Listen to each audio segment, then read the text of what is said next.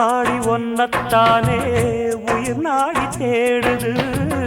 காவேரி எங்கே போகும் கடல் வந்து கூடுது. அந்தி பொழுதில் தென்னங்கிளையில் தென்றல் கூத்தாட மையை எழுதி மஞ்ச குருவி கையை கோத்தாட அடங்காத ஆசை கொண்டு நானும் போராட உனக்கென பிறந்தவ ரெக்க கட்டி பறந்தவ இவதான். என விட உனக்கு இங்கு மனசுக்கு பிடிச்சவ எவதான்.